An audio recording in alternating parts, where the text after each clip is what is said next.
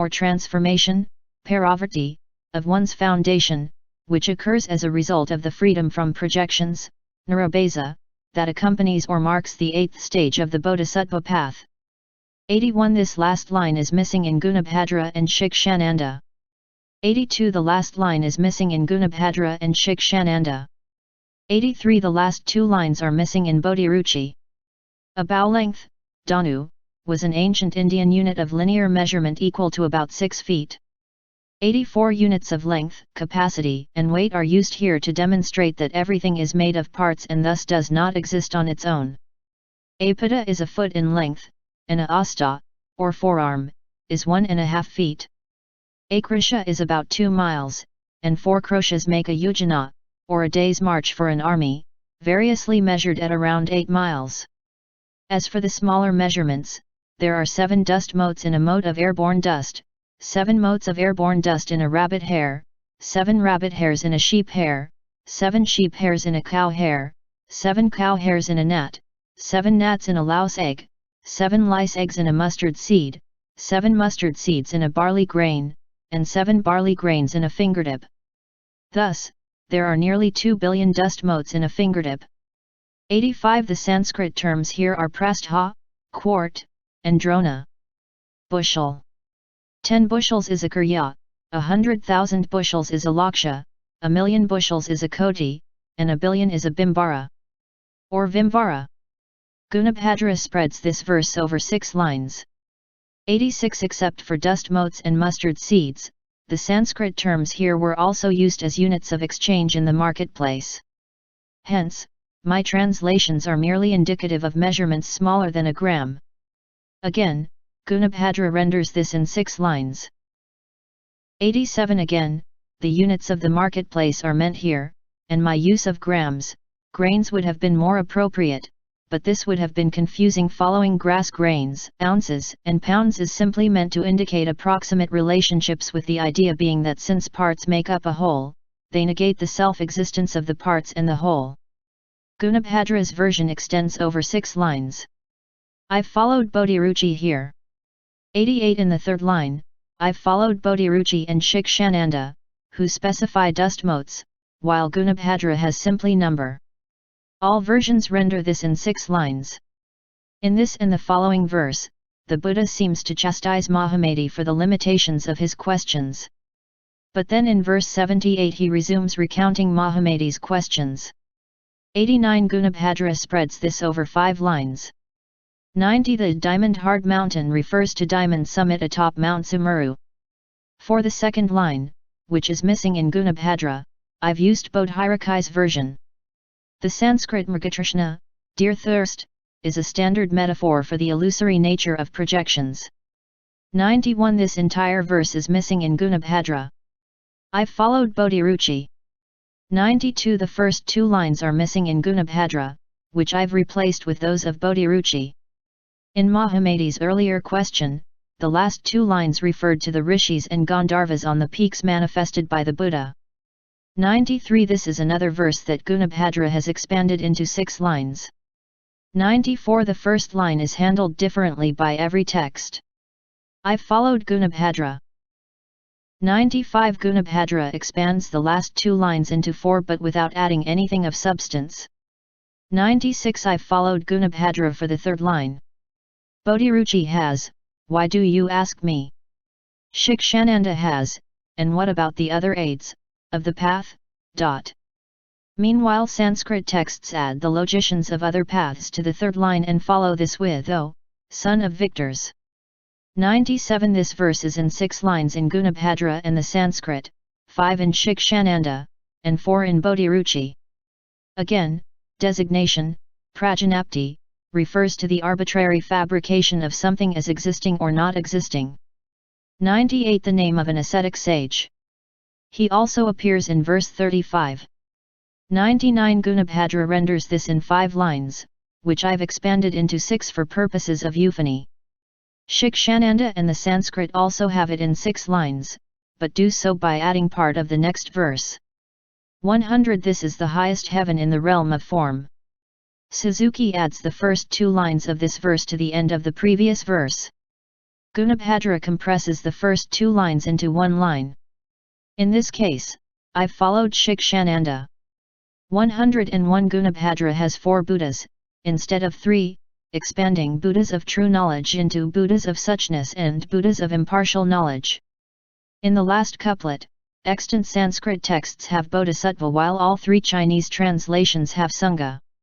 102 Gunabhadra compresses this into 3 lines. I've followed Shikshananda. The first 7 stages of the Bodhisattva path are meant here, during which one has not yet realized the non-existence of a self among dharmas. 103 Gunabhadra renders this in 5 lines, which I've put into 4, as has Shikshananda. 104 Neither Mahamati's questions nor the Buddha's repetition of them add up to 108, nor do those that follow in the next section. 105 Section 3. In other sutras, the Buddha responds to such questions with the doctrine of relativity: birth only exists if death exists. Since neither exists by itself, neither is ultimately real.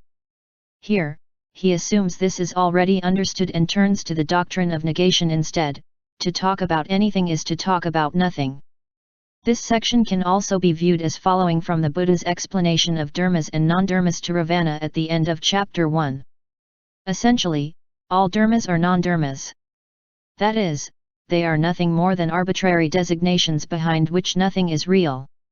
In the Diamond Sutra, chapters 8 and 17, the Buddha says, as for dharmas, subhuti, only as non-dharmas can we speak of dharmas. This is the meaning of the Buddha's statement in number 90 above, that he will be answering Mahamati's questions with truths that transcend words. Note, too, that in section 11, we are told that these 108 questions are not to be answered on the basis of feeble-minded knowledge but Buddha knowledge. 106 Because he uses the same Chinese characters for modes of reality and self-existence, Gunabhadra uses li-tzu-shing, transcend modes of reality, in place of fei-tzu-shing, no modes of reality, to differentiate this statement from his statement later in which he has fei-tzu-shing, no self-existence. I've followed Shikshananda in this case. 107 Shikshananda reads citta, mind, instead of atop, extreme, here.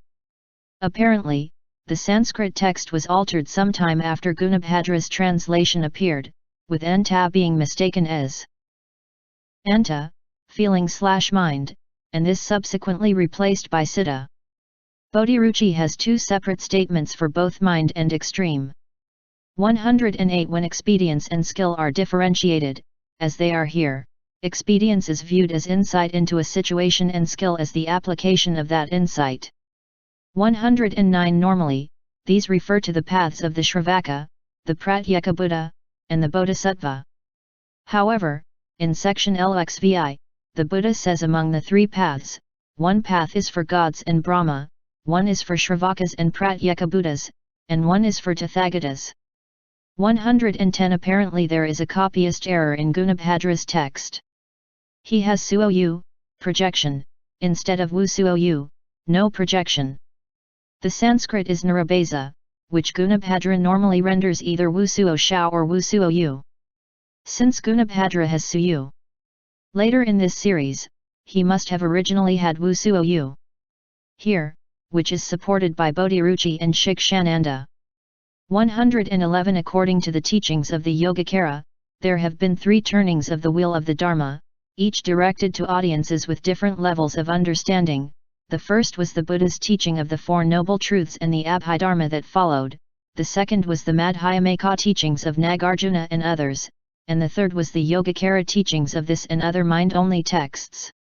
112 Bodhiruchi has a statement about existence and non-existence, while Shikshananda breaks existence and non-existence into 2 statements. 113 This refers to the third item in the tetralemma popular with logicians, x, y, both x and y, neither x nor y. 114 Gunabhadra combines this and the previous statement into one statement. The personal realization of Buddha knowledge and delight in what is present is about no delight in what is present. However, the omission in the second part of his statement suggests his text was corrupt or his translation was miscopied. I've rendered this as two statements, as have Bodhiruchi and Shikshananda. The Sanskrit for the second statement is Drishtadharma, which appears again near the end of the sutra. 115 The Sanskrit is Buddha, referring to the four material elements. 116 Gunabhadra divides the Sanskrit, Samkhyaganita, into two statements, one concerning numbers, and the other enumeration, but using the same Chinese characters for both. I've restricted my rendering to one statement, as have Bodhiruchi and Shikshananda. 117 Bodhiruchi and Shikshananda divide this, Shilpakalavidya, into two statements about crafts and sciences. 118 The Sanskrit is Prajanapti, which refers to the arbitrary fabrication or identification of individual entities. Thus, the term Prajanapti Matra, designation only, was a hallmark of Yogacara texts. 119 Shikshananda alone has wheels of fire. 120 The Sanskrit is Nara-avayatana, cessation arising. Bodhiruchi and Shikshananda preface this statement with, a statement about cessation is about no cessation. Instead of cessation and arising, this refers to emerging from a state of meditation such as the samadhi of cessation. 121 This refers to aids to enlightenment, or bodhyanga. 122 The assurances meant here are those given to bodhisattvas concerning their future Buddhahood. 123 This statement is only present in Gunabhadra. Unconditioned or uncreated things, asamskritadharma, include space and two types of nirvana. 124 After this, Bodhiruchi adds, a statement about nuns is about no nuns. 125 The Sanskrit is adhisthana, which means resting place or refuge but also what supports practice. 126 Gunabhadra has 104 answers, as do I. However, he combines two that everyone else separates, personal realization of Buddha knowledge and delight in what is present, and he adds two not found in any other text or translation, numbers and moral codes. Although Bodhiruchi and Shikshananda differ in their inclusion or exclusion of certain answers, only Bodhiraki's total comes to 108. 127 The last sentence is present in Gunabhadra and Bodhiruchi but not in Shikshananda or current Sanskrit texts. The reason bodhisattvas should study this is that seeing whatever they think of as real as not real will free them from the fabrication or projection of reality and prepare them for the personal realization of what Buddhas know. 128 Section 4. Mahamati continues by asking the same kind of question he asked before, how many kinds of this or that are there? He now asks about consciousness because the reality of its contents has just been denied. However, the Buddha did not deny consciousness itself. To do so would have been to side with those nihilists who held that nothing remained after death. Thus, while Mahamati asks about the apparent rising and ceasing of consciousness, implicit in his question is a concern with its ceasing. The Buddha answers that while consciousness rises and ceases, it possesses an intrinsic quality that remains unaffected by those forms of consciousness tied to the contents he has just now denied. Such forms are themselves delusions that can only be said to exist as long as the alaya vijnana, or repository consciousness, is not transformed into the Tathagatagarbha, or womb of Buddhas. 129 The Sanskrit for continuity is prabandha. For characteristic, it is lakshana. Both of these terms also occur in early Indian music, with prabandha denoting the underlying form or connectedness of music and lakshana denoting its surface melody. Again, the ocean and its waves come to mind. 130 Yin Shun says only with the cessation of consciousness as a continuity and as a characteristic can our true nature appear. 131 The unfolding/transforming, paravarti, aspect is produced by causes, the karmic, karma, aspect produces effects, while the intrinsic, jaitai, aspect remains free from causes and effects. The Sanskrit for aspect here is also lakshana. 132 Gunabhadra alone includes true consciousness. Since the text segues into true consciousness in the next paragraph, it would only make sense if it had already been mentioned. Hence, I have followed Gunabhadra. Basically, this threefold division is a simplification of the eightfold division of consciousness, with perceiving consciousness, or the unfolding aspect of consciousness, including the 5 sensory forms of consciousness, object-projecting consciousness, or the karmic aspect of consciousness, including the 6th and 7th forms of consciousness, and true consciousness, or the intrinsic aspect of consciousness, including the 8th form of consciousness, or at least the 8th form. Transformed into the Tathagatagarbha. 133 Again, the point seems to be that perceiving consciousness is the recipient of karma, and object-projecting consciousness creates it. 134 Bodhiruchi, Shikshananda, and the Sanskrit texts have alaya vijnana, or repository consciousness. 135 The cessation of consciousness here refers not to the cessation of repository consciousness, but only to the karma-creating and ever-unfolding aspects of the 5 forms of sensory consciousness along with the 6th form, conceptual consciousness. 136 This phrase is only present in Gunabhadra. 137 What in chapters 3 and 4 are referred to as the threefold combination. 138 The Buddha presents 2 nihilistic views held by other paths regarding the cessation of the continuity of consciousness. The first holds that it is dependent on sensory consciousness alone, and the second holds that it is not dependent on sensory consciousness but on some external entity. The Buddha's view, as presented above, is that the intrinsic state of consciousness does not cease, only those states tied to the sowing and sprouting of the seeds of projection that obscure it cease. 139 Section V. Most commentators read this as a continuation of the last statement of the previous section as a list of the something else that followers of other paths considered responsible for the continuity of consciousness. Thus, Gunabhadra's and Shikshananda's translations could be read as beginning furthermore, Mahamati, they have instead of there are. Bodhiruchi's translation is not so ambiguous. Moreover, Mahamati, followers of others' paths have 7 kinds of self-existence. However, some commentators disagree with Bodhiruchi's reading and see these as 7 examples of the Buddha's use of skillful means and conventional truth, beginning with the origination, samudaya, of suffering and concluding with the completion, nishpati, of the Eightfold Noble Path. Given the Buddha's comment in the next section concerning his establishing of both mundane and metaphysical truths in addition to transcendent truths, I have decided in favor of retaining the ambiguity.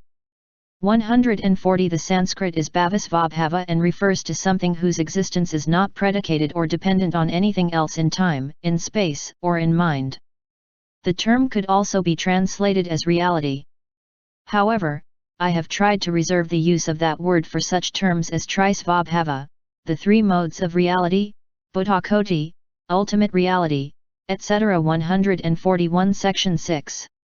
Contrasting this with the previous section, Bodhiruchi begins, I have 7 kinds of higher truth. Commentators generally agree with his interpretation, if not with his inclusion of I, that these 7 refer to 7 successive levels of understanding used in dealing with erroneous views arising from the preceding 7 forms of self-existence. 142 The Sanskrit for higher truth is Parama-artha. 143 However one views the 7 kinds of self-existence of Section V, it is clear that their proper use is dependent on Buddha knowledge. Only the eye of wisdom exercised by a Buddha can see without seeing and thus remain unattached to what is seen. 144 The 3 realms of existence include those of desire, form, and formlessness. 145 The concluding statement suggests that the foregoing has been an introduction and, as elsewhere, the Buddha is not so concerned with philosophical argument as he is with putting an end to suffering, which arises from projection and which ceases upon understanding the true nature of one's own perceptions. 146 Section 7. This section critiques the views regarding causation held by the Sarvastivadins and Vaishesikas, among others, who held that the effect exists in the cause or that it does not exist in the cause. Taihsu and Yin Shun note how ridiculous such views regarding the existence or non-existence of cause and effect can be. If the result does not exist in the cause, this would be like eating but never producing shit. But if the effect exists in the cause, this would be tantamount to shit being present in food. This section mercifully ends with the transcendence of all views of causation. 147 The Buddha is denying the validity of impermanence. Tech. Ing says, the broken jug is a metaphor for no effect, the burnt seed for no cause. Yin Shun says, if a thought that has arisen ceases, where does the next thought come from? Once the previous thought ceases, the subsequent thought has no cause of origination. Vasubandhu is quoted as saying, once a rooster dies, how is it going to crow? 148 Tech Ing says, tortoises do not have any hair because there is no such cause, and sand is not the source of cooking oil because there is no such effect. The threefold conjunction normally refers to the combination of a sense organ, a sense object, and the form of sensory consciousness that arises upon their conjunction. 149 This term is often used in Sanskrit as the opposite pair to nirvana. Although usually understood to mean birth and death, it means wandering, as in wandering through birth and death. 150 The Sanskrit is Maya-upama samadhi. This is a samadhi in which one acquires an illusory body, hence the name. 151 Tech Ing notes that changing one's understanding is immediate, changing one's behavior takes longer. 152 In this section, the Buddha rejects focusing on the study of dharmas, or at least dharmas viewed as subject to causation. This is because anything that might be subject to causation, and that thus exists in time, does not, in fact, exist except as an illusory concept. 153 Section 8. This summarizes and concludes the foregoing sections. 154 Section 9.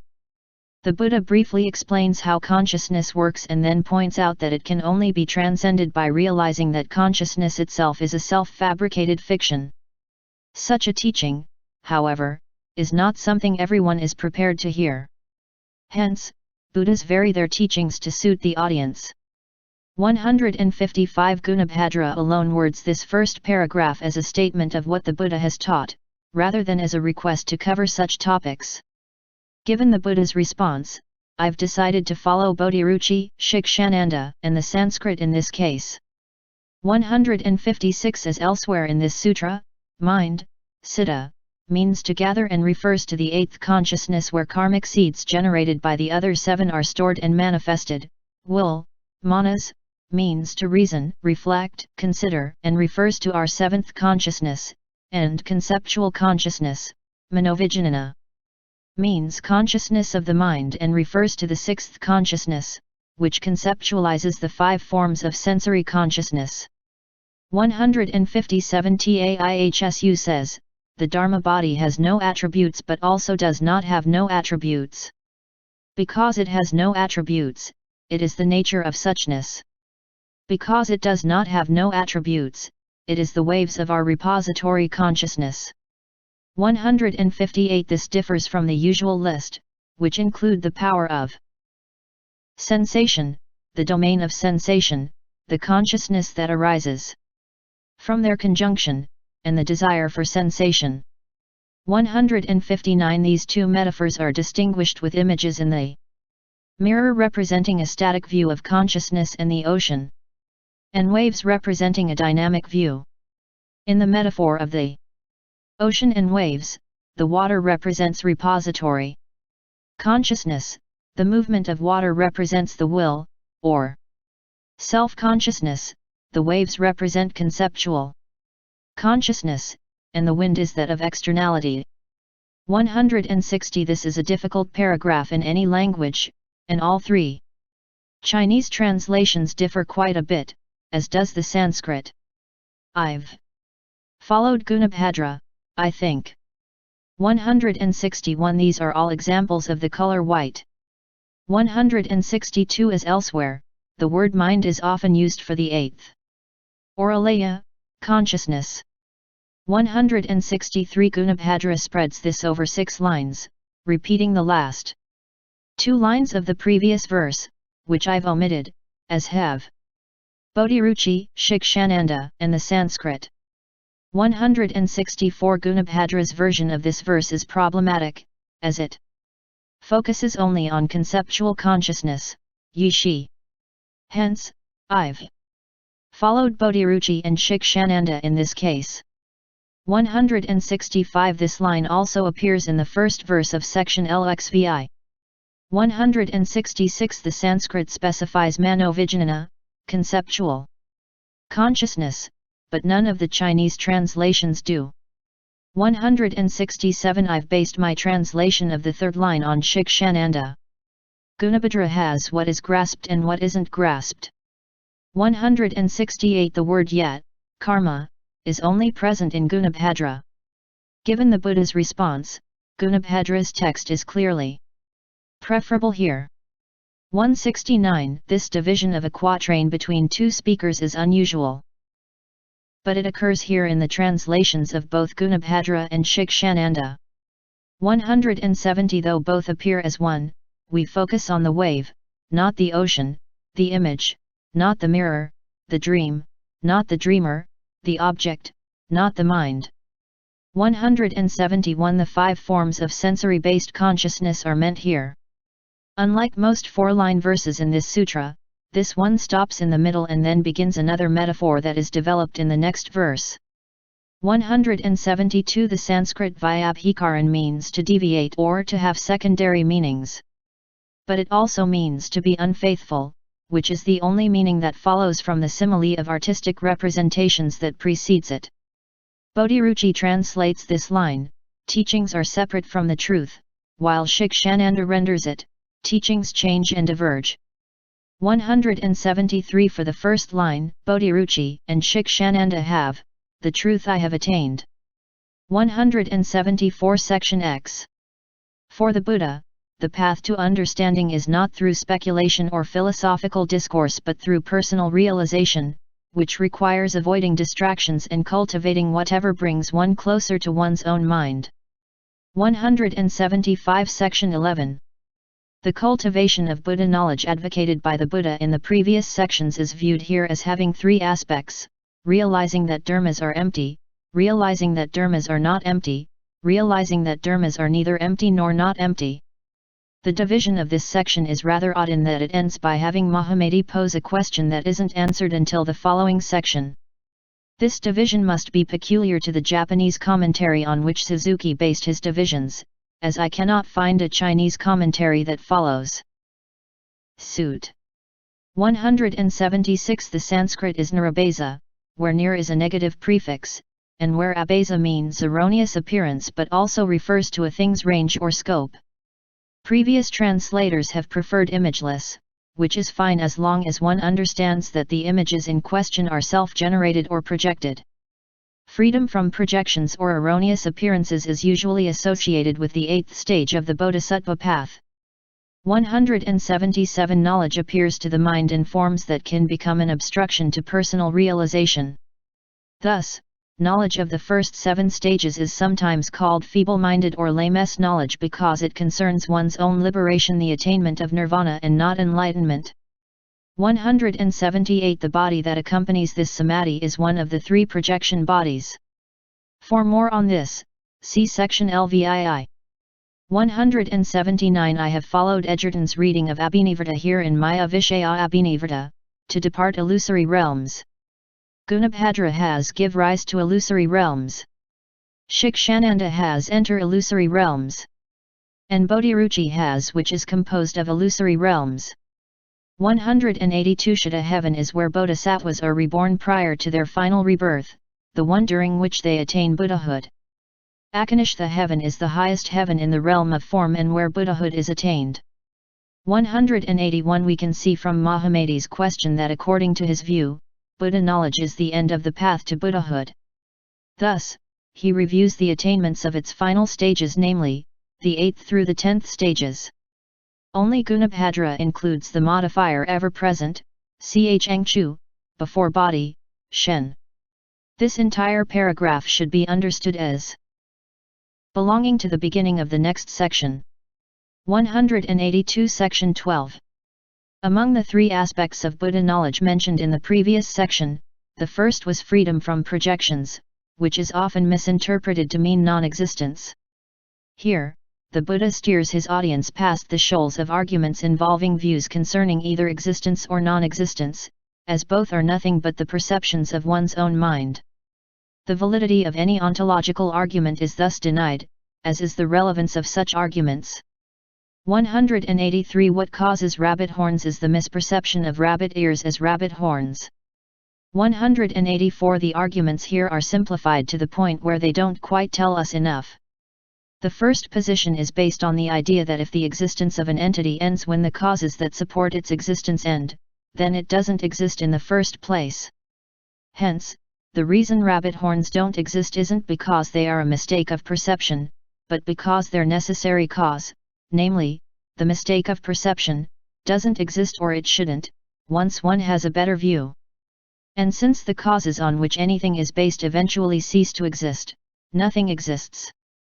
The logic of the second is based on the idea that as long as something is composed of some kind of underlying entity, it must also exist.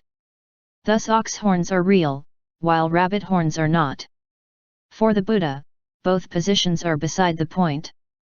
The only reason anything can be said to exist or not is merely a matter of projections, which are themselves nothing but perceptions of the mind.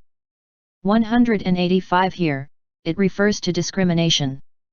186. Section 13. As elsewhere in this sutra, not all of these verses repeat what is said in the prose that precedes them.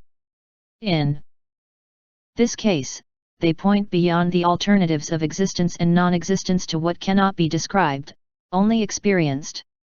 In that regard, they summarize much of the foregoing and not just the preceding section.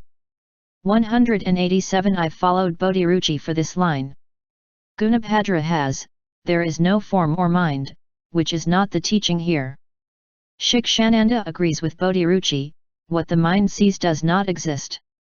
The Sanskrit has drishyam na vidyate siddham darshat pravartate, which translates to, mind does not exist as what is visible but the mind emerges from what is visible. Form is used here to represent all the skandhas, of which it is the first of 5. 188. Section 14. Like all bodhisattvas, Mahamati has vowed to liberate all beings, hence he asks whether such liberation, or purification of the mind, occurs by degrees, kramavritya, or all at once, yugapat. The Buddha presents a series of 8 metaphors, 4 of which demonstrate how purification takes place by degrees and 4 of which demonstrate how it takes place all at once. The first 4 are said to relate to the early stages of the Bodhisattva path and the second 4 to the later stages.